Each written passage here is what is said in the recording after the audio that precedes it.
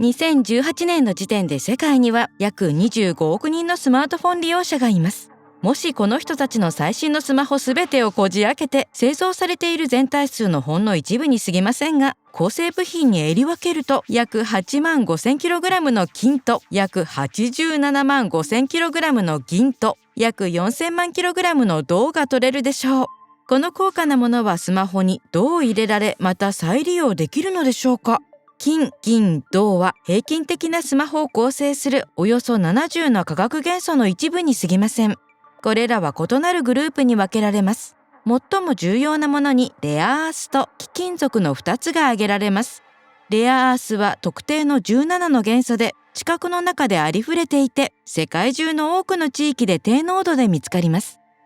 これらの元素は幅広い磁性や実効性、伝導性を持ち、現代の技術に欠かせません。実際17種類のレアアースのうち、スマホや他の電子機器は多い場合、16種類を含むものもあります。レアアースはスマホの画面やカラー表示装置を作る上で伝導性を高め、固有の振動を発生させる主な素材です。ですが重大な問題に、地球からこれらの元素を取り出すことは環境の悪化と関係するのです。レアアースは容易に見つけられますが、多くの地域では低濃度のためにその採掘は経済的に実現可能ではありません。大抵露天掘りという方法で取り出しを行い、地面の広い範囲を露出させます。この採掘は自然生息地を広域的に破壊します。空気や水の汚染、近隣地域の人々の健康を脅かします。スマホ素材のもう一つのグループも同様の環境リスクを伴います。このグループの金属は例えば銅、銀、パラジウム、アルミニウム、タングステン、錫、鉛、金です。マグネシウムやリチウム、二酸化ケイ素、カリウムもスマホ生産のために採掘し、それらも自然生息地の広域的な破壊や空気と水の汚染に関わっています。採掘は社会問題への懸念も伴います。産業活動のために人間や動物が大規模に排除されるといった問題や、多くの劣悪な労働条件のような問題です。最後にスマホの生産は石油も必要とし、気候変動の要因の一つとなっています。これは悪化する地球規模の難問とスマホを密接に絡めています。さらにスマホのために採掘する素材は無尽蔵にはありません。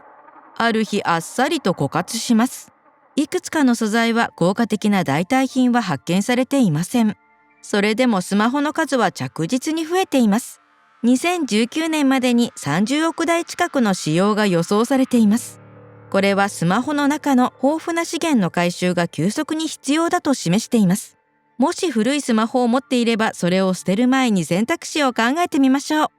無駄を最小化するために再利用の慈善団体に寄付したり、電気電子機器廃棄物のリサイクル施設に持って行ったり、古い型を修理・改良する会社を探したりできます。ですが、リサイクル会社でさえ監視を必要とします。スマホ生産が社会的かつ環境上の問題を伴うように、分解でも同様のことが起こります。電気電子機器廃棄物は時々意図的に労働力が安く、労働条件が劣悪な国々に輸出されます。膨大な労働力はしばしば女性と子供から構成され、白球、安全にスマホを分解する訓練の不足、神経系に癒えない傷を与え得る鉛や水銀のような元素にさらされたりします。スマホの廃棄物は巨大な処分場に行き着き、土壌と水に有毒な化学物質がにじみ出したりします。元素を採掘した鉱山で発生した問題を鏡に映しているようです。スマホは見た目よりもずっと多くのものを含み、それは多くの国で生産した元素を組み立てたもので、地球規模で展開する影響と関係しています。